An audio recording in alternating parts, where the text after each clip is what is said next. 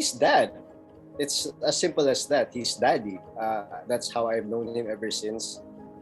When I think of him, yung image ng pagiging police, yung naka-uniform, hindi yun yung first image ko talaga eh. My first image of my dad is dad at home, sitting down, playing guitar, reading a book, watching movies. It has been years since I've lived with my father, but for me, he's that. He's really my dad. Just daddy. He's dad to me. I think even more pa nga than him being a dad, I got to know my dad more when I was grown up. He's like really one of my best friends. I'm really a lot like my dad in so many ways. He's my dessert buddy. He's my shopping buddy. He's my, if he has secrets that he wants to keep from Chase, he tells them to me. So there. That's kind of like what he's like as my dad. So he's really like a best friend, actually, more than anything. Even I think more than a dad. As a father, he's really very caring. He knows no bounds of caring. Parang there's no questions asked. Whether it's to ask advice from him or to ask help from him, he will always give more than you even expect. Support kung support. I eat dinner with him. I see him off to work. He sees me off to school. When I come home, pagtapos na siya sa araw niya, tumatambay kami sa kwarto ko. I play guitar with him because he plays guitar and I play guitar. So, yung mas naging friend ko na siya. But, yeah, supportive talaga. He's always there. He'll never turn you away. One thing that I can say with dad, he always listens. Yeah. Hindi siya agad-agad magsasabi na, kasi ganito lang yan, anak. Ito, gawin mo to. Gawin mo ganyan. Gawin mo, mali ka. Or whatever. Hindi. Nakikinig talaga siya.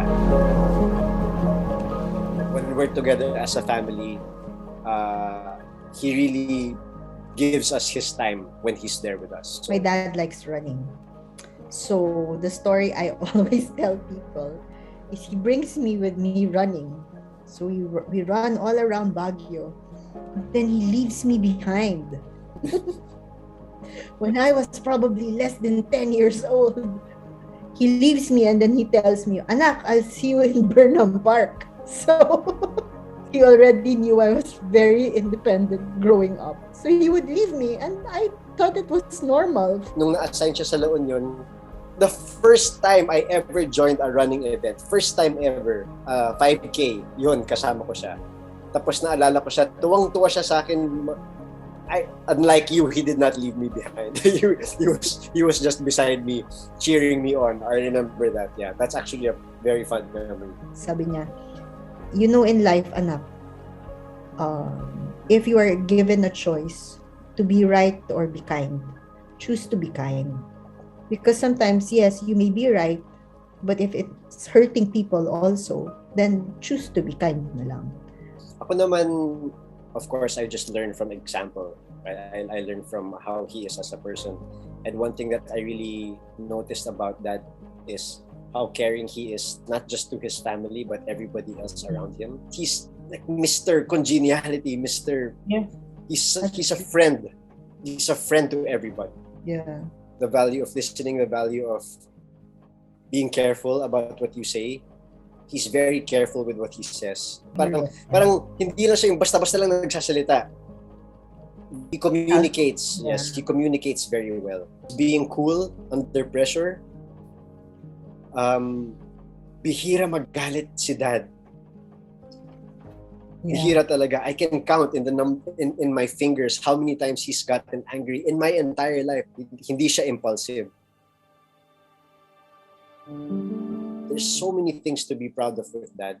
And one of those things is, like I mentioned earlier, his ability to be so kind and so helpful to everybody around him.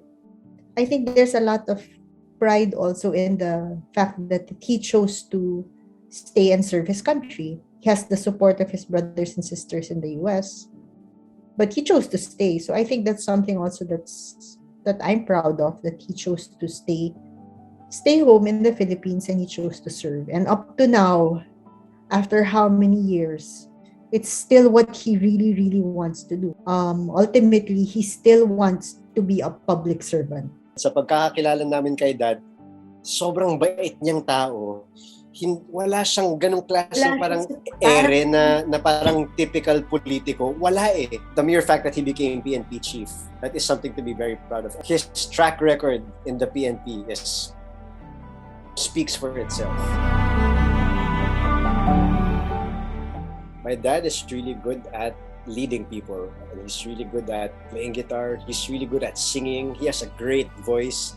Yeah. He's very charming. He's so approachable. When you first see him, akala mo parang, wow, Siyempre, alam mo na general. So, akala mo, parang may idea ka na dapat, siguro ganyan siya.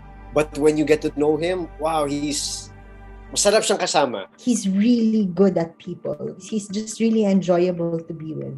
Like, he's someone you don't mind spending the afternoon with. Mm-hmm. He enjoys getting to know people. He enjoys getting to know their lives. In essence, he really enjoys the company of people. Yeah. Hindi siya intense. Hindi siya toxic kasama. Nakakagaan siya na kasama. For me, it's spending time with people that he loves. Whether it's his children, his grandkids, his siblings from the States. Yun. Yun nga, yung happiness naming pamilya, mag-grocery. Yung happy na siya doon. Yun. Super happy. Tara, grocery tayo. That's one of the things that makes my dad happy. So music, running, spending time with people that he loves, and grocery. Those are the things that makes Daddy happy. And his grandkids, my children. Family, I think that he really enjoys spending time with family. Even if he arrives in Manila very late ng gabi. Kahit na 10 o'clock yan darating ng gabi, dadaan siya talaga sa bahay mo. And he'll hang out and talk even for just 30 minutes. When he can just rest, he can just choose to rest. He'll never be the source of toxicity. He'll never be the source of like gloom and doom. No, Never.